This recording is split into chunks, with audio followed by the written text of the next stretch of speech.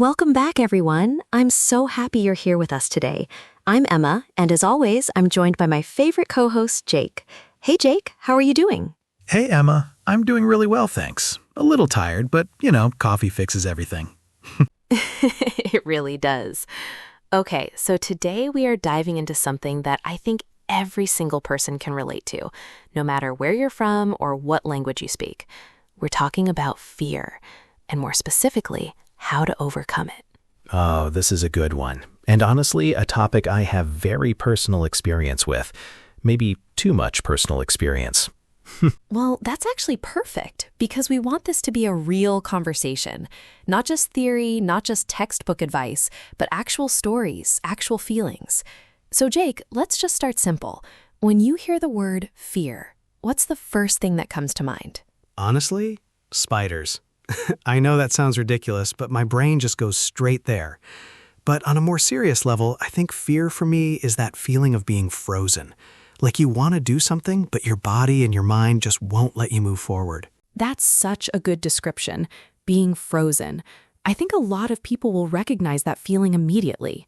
And the interesting thing is that fear shows up in so many different areas of life. It's not just about spiders or heights. Fear can stop you from applying for a job, from speaking a new language, from starting a difficult conversation. Exactly. And I think that's what makes it such a universal topic. Everyone experiences it, but it looks different for everyone. Some people are afraid of big, dramatic things like skydiving or public speaking, and others are afraid of much quieter things, like sending an important email or telling someone how they really feel. Right. And actually, fear of public speaking is one of the most common fears in the world. Some studies suggest it's even more common than fear of death, which is kind of wild when you think about it. That is wild. So people would literally rather die than give a speech? I mean, I get it though. I genuinely get it. Standing in front of a group of people who are all staring at you, that's terrifying. It really is. And actually, there's a word for fear of public speaking. It's called glossophobia. Glossophobia. It comes from Greek, where glossa means tongue, and phobia means fear. So fear of the tongue, essentially. Fear of speaking. That's fascinating. And I think what's interesting is that a lot of language learners specifically deal with this. You're afraid to speak not just because of the audience, but because you're worried about making mistakes in the language itself. It's like a double layer of fear. Oh, that's such a good point. And we'll definitely come back to that, because I think it's really relevant for our listeners. But first, Jake, can we talk a little bit about what fear actually is? Like, what's happening in your body and brain when you're afraid? Yeah, absolutely. So fear is actually a survival mechanism, meaning it evolved to protect us. When your brain detects a threat, it triggers what's called the fight or flight response. Your heart beats faster, your muscles tense up, your breathing gets quicker. Your body is basically getting ready to either face the danger or run away from it. And that was incredibly useful when we were living in, caves and running from wild animals. But the problem is our brains can't always tell the difference between a real physical threat and a social or emotional one. Exactly. Your brain doesn't care whether you're being chased by a lion or walking into a job interview. It reacts the same way, which is kind of unhelpful, honestly. Very unhelpful. Okay, so knowing that fear is a natural response, does that actually help? Like, does understanding the science make it easier to deal with? I think it helps a little. There's something reassuring about knowing that your fear response isn't a flaw or a weakness. It's just your biology doing its job. But understanding it intellectually doesn't automatically make the fear go away. You still have to do the work. And that's where it gets interesting, right? Because there's a big difference between knowing something and actually feeling it. So let's get into some of the ways people actually overcome fear. What's the first thing that comes to mind for you? I think the first and probably most important thing is exposure. And I know that sounds simple, even obvious, but it's backed up by a lot of psychology research. The idea is that the more you face something you're afraid of, the less power it has over you over time. Right. And there's actually a formal therapy based on this idea. It's called exposure therapy. Therapists gradually, and that word gradually is key, it means slowly, step by step, they gradually expose someone to the thing they fear in a safe and controlled way. Yeah, and the key word there is gradually. You don't just throw someone who's afraid of heights off a skyscraper and say good luck. You start small. Maybe you just stand near a window on the second floor, then eventually the fifth floor. Then maybe you work your way up. Right, slow and steady. And I think this applies to so many fears. If you're afraid of speaking English, you don't have to suddenly give a TED Talk. You start by talking to one person, maybe just ordering a coffee. Exactly. Small wins matter. And I think people underestimate how much momentum those small wins can build. Every time you do something that scares you, even a little bit, you're sending a message to your brain that says, hey, that wasn't so bad. We survived. I love that framing. We survived. Because honestly, after most scary situations, that's literally what happens. You survive. The thing you were dreading turns out to be manageable. And sometimes it even turns out to be great. Like, I remember the first time I had to present a project at work in front of the whole team. I was absolutely terrified. My hands were shaking. I could feel my heart in my throat. Which is an idiom, by the way, meaning your heartbeat felt so strong it was like it had moved up into your throat. Oh, I love that idiom, heart in your throat. It perfectly describes that panicky, tight feeling. Right? And so I started presenting, and yeah, the first minute was rough. But then something clicked. I started getting into it, people were nodding, someone smiled at something I said, and by the end, I actually felt proud of myself, like genuinely proud. That's such a good story. And I think what it shows is that the anticipation of fear, meaning the time before the scary thing happens, is often worse than the actual experience itself. Oh, 100%. I've heard this described as the dread being worse than the event, and I think that's really accurate. You spend days or even weeks catastrophizing, imagining all the worst possible outcomes, and then the actual thing happens and it's just fine. Catastrophizing. That's a great word. It means blowing things out of proportion in your mind, imagining the absolute worst-case scenario as if it's definitely going to happen. And we all do it. I don't think there's a person alive who hasn't catastrophized at some point. What if I completely freeze up? What if everyone laughs at me? What if I say something embarrassing? And meanwhile, in reality, most people are way too focused on themselves to notice your mistakes. That's actually a really liberating thought. People are mostly thinking about themselves. It sounds a little sad, but actually it's very freeing. It is. It's one of the most comforting pieces of advice I've ever heard. You're not the center of everyone else's universe. They're dealing with their own stuff. Okay, so we've talked about exposure. We've talked about reframing how we think about fear. What about mindset? Because I feel like that plays a huge role too. Absolutely. Mindset is everything. And this is where the idea of a growth mindset comes in, a concept made popular by psychologist Carol Dweck. The basic idea is that people with a fixed mindset believe their abilities are set in stone, that you're either good at something or you're not. But people with a growth mindset believe that abilities can be developed through effort and practice. And how does that connect to fear? Well, if you have a fixed mindset, failure feels catastrophic because it confirms your worst fear, that you're just not good enough. But if you have a growth mindset, failure becomes information. It's not I failed, it's I learned something. I really like that distinction. Failure as information, rather than failure as a judgment of your worth as a person. That shift in thinking can make trying scary things feel much less threatening. Exactly. And I think language learning is a perfect example of this.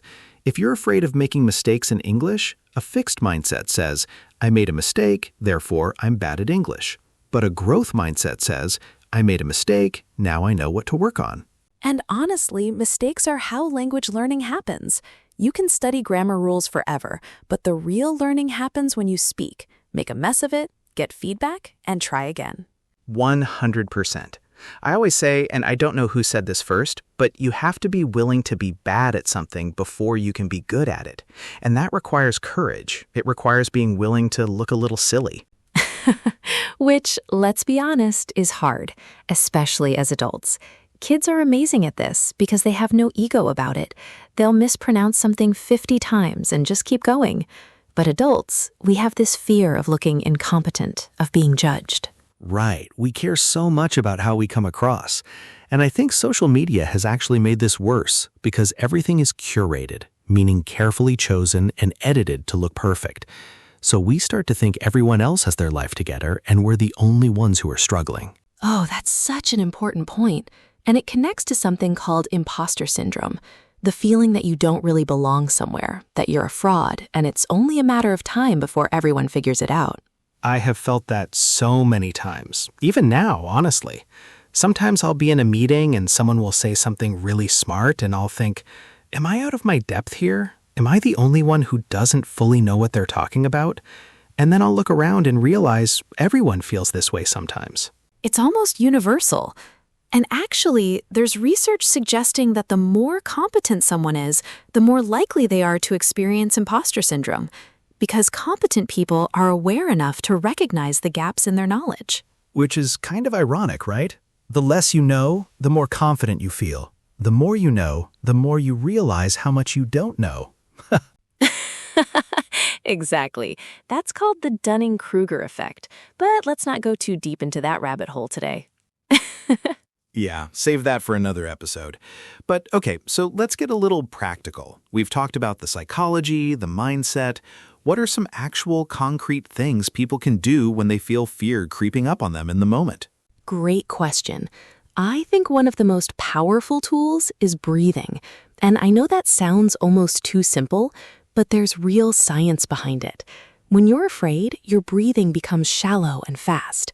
If you deliberately slow your breath down, take a deep breath in for 4 counts, hold for 4, breathe out for 4, it actually signals to your nervous system that you're safe. It's like hacking your own body, overriding the alarm system manually. Exactly. And another thing I found really helpful, and this is more of a mental technique, is asking yourself, what is the worst realistic outcome here? Not the catastrophized imaginary worst case, but the actual realistic worst case. Oh, I like that. Because usually when you really think it through, the worst realistic outcome is not that bad. Like, what's the worst that could happen if you mispronounce a word in English? Someone might not understand you and ask you to repeat yourself. That's it. The world doesn't end. Right. And then you ask yourself, could I handle that? And almost always the answer is yes. You could handle it. It would be uncomfortable, maybe even embarrassing, but you would survive. And there's another technique I love, which is called name it to tame it. It comes from neuroscientist Daniel Siegel. The idea is that when you put your feelings into words, when you literally say or write, I feel afraid, it actually reduces the emotional intensity of the feeling. That's so interesting. So just labeling the emotion helps? Like, I notice I'm feeling anxious right now. Exactly. It creates a little bit of distance between you and the emotion. Instead of being completely inside the fear, you're observing it. And that small shift can make a big difference. I've actually tried this, and it really does work.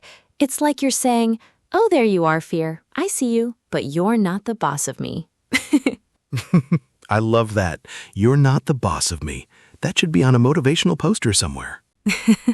Okay, let's talk about something we touched on earlier, fear of speaking a new language. Because I know so many of our listeners are learning English, and this is such a real and specific fear. Jake, what do you think is at the root of it? I think it's mostly fear of judgment. People are afraid that if they make a mistake, native speakers or other people will think less of them, that they'll seem uneducated or slow or embarrassing. And that fear is so powerful that it can make people completely shut down, even when they actually know a lot of English. And that's a shame, because the only way to get better at speaking is to actually speak. You can't read your way to fluency. You can't just watch videos and become fluent. You have to use the language actively. Right. And here's something I want to say directly to anyone listening who's afraid to speak English. Native speakers in general are not judging you for your mistakes. Most native speakers are actually impressed when someone speaks another language at all. We can barely manage one language, let alone 2 or 3. That's so true.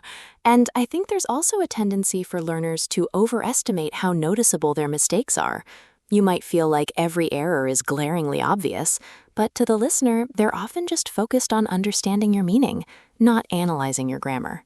Communication is the goal, and if the message gets across, then you've succeeded. Full stop. Exactly.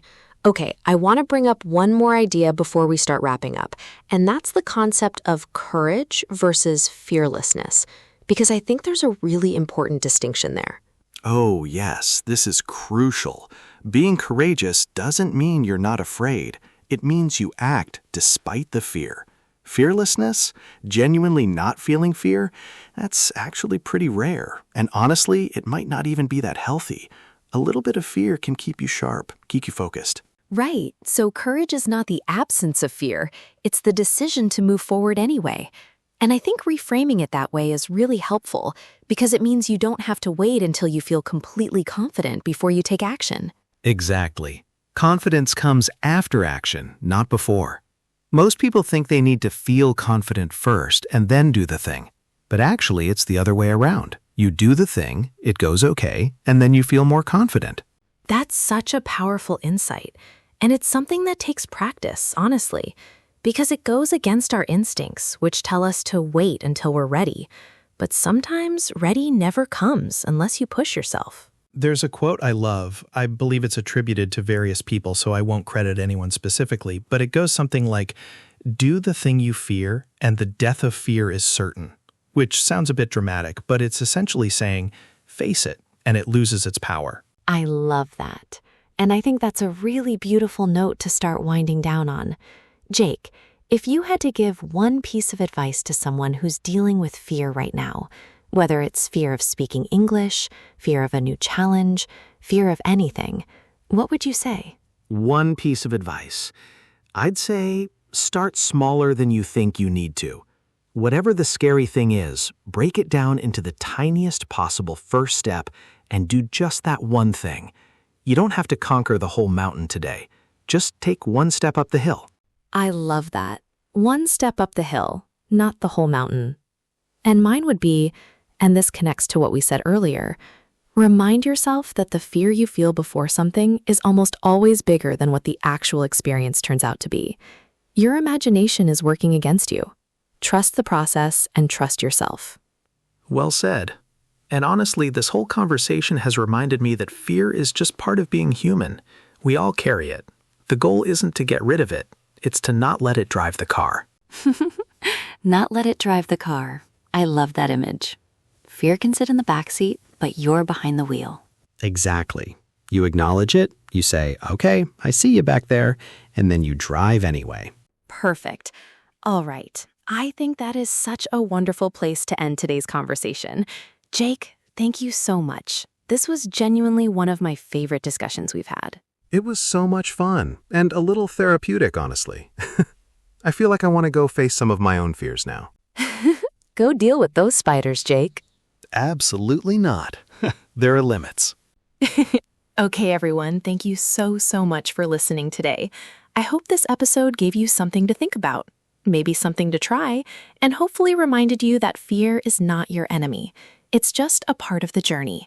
Keep showing up, keep trying, keep speaking, and we will see you in the next episode.